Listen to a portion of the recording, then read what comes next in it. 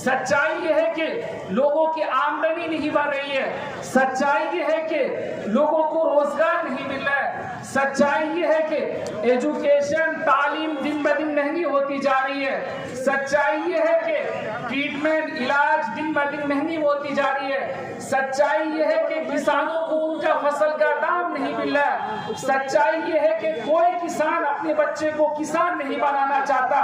PM अपने बच्चे को पीएम बनाना चाहता है, सीएम अपने बच्चे को सीएम बनाना चाहता है, डीएम अपने बच्चे को डीएम बनाना चाहता है, डॉक्टर अपने बच्चे को डॉक्टर बनाना चाहता है, लेकिन कोई किसान अपने बच्चे को किसान नहीं बनाना चाहता। क्यों आखिर?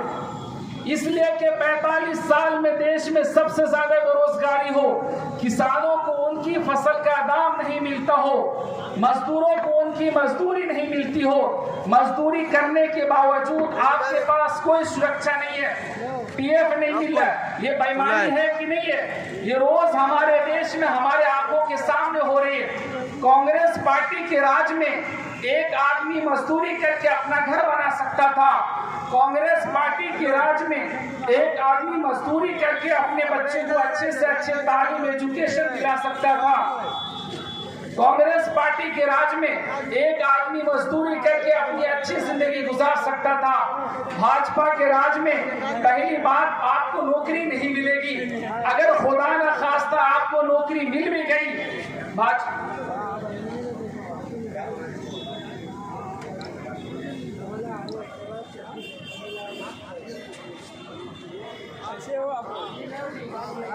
धूप में बस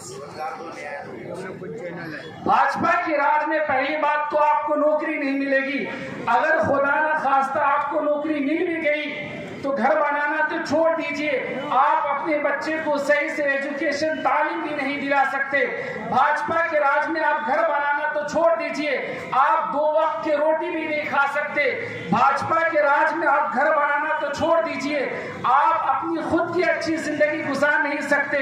ऐसी हालात हो गई भाजपा के राज में। सरकारी स्कूल आप ये कह करके बंद कर दिए कि सरकारी स्कूल में सही से पढ़ाई नहीं होती। सरकारी हॉस्पिटल आप ये कह करके बंद कर दिए कि सरकारी हॉस्पिटल में सही से ट्रीटमेंट नहीं होता। सरकारी स्कूल नहीं चाहिए, सरकारी हॉस्पिटल नहीं चाहिए, सरकारी रेलवे नहीं चाहिए, सरकारी सड़कें नहीं चाहिए, सरकारी पानी नहीं चाहिए, तो सरकारी प्रधानमंत्री लेकर ढोलक बजाएंगे क्या? सरकार क्यों होता है? सरकार इसलिए होता है कि देश की जो समस्या है, देश की जो प्रॉब्लम है, उसको सॉल्व करना, उसको हल करना, ये सरकार की, ये गवर्नमेंट की जिम्मेदारी है। आज इस देश का प्रॉब्लम क्या है? आज इस देश की प्रॉब्लम ये है कि जीएसटी, डिमोनेटाइजेशन, नोटबंदी के कारण इस देश के व्यापार को, कारोबार को तबाह और बर्बाद कर दिया गया है। इस देश की जो प्रॉब्लम है, हर 10-15 मिनट में हमारे देश में किसी महिला के साथ कोई अत्याचार होता है। इस देश की जो प्रॉब्लम है, जो लोग अपनी पूरी जिंदगी गुजार देते हैं सरकारी नौकरी करने में, उसका पेंशन बंद कर दिया गया।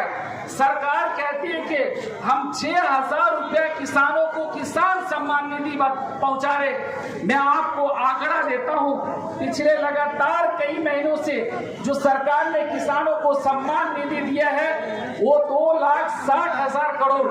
मैं आप सबको बताना चाहता हूं, एक झटके में इस देश के जो बड़े धन्ना सेठ है उनका जो कर्ज माफ किया गया है वो 10,60,000 करोड़। किसानों को देने के लिए 2,60,000 करोड़ और बेईमानों को देने के लिए 10,60,000 करोड़। ये बेईमानी है कि नहीं बेईमानी है? ये रोज हमारे देश में हमारे आंखों के सामने हो रही है और हम इसको देख नहीं पा रहे। क्यों? क्योंकि हमसे दिखाया नहीं जा रहा, सच छुपाया जा रहा है। सच क्या है? सच ये है कि आए दिन लोगों की रोजगार छीनी जा रही है। माँ बाप बेबस है, बच्चे को पढ़ाने के लिए पैसा नहीं है, सरकारी स्कूल में सही से पढ़ाई नहीं हो रही है तो प्राइवेट स्कूल में पढ़ा दे। प्राइवेट स्कूल की हालत ये है कि पढ़ना बच्चे को है और इंटरव्यू माँ बाप का लिया जाता है। आप जरा सोच करके देखो, अगर डॉक्टर बाबा साहब भीमराव अंबेडकर के माँ बाप का इंटरव्यू लिया गया होता, डॉक्टर बाबा साहब भीमराव अंबेडकर देश के पहले कानून मंत्री बन पाते क्या? आप जरा सोच करके देखो, अगर मेरा माँ बाप का इंटरव्यू लिया गया होता तो क्या मैं आज डॉक्टर शमशगीर बन पाता क्या?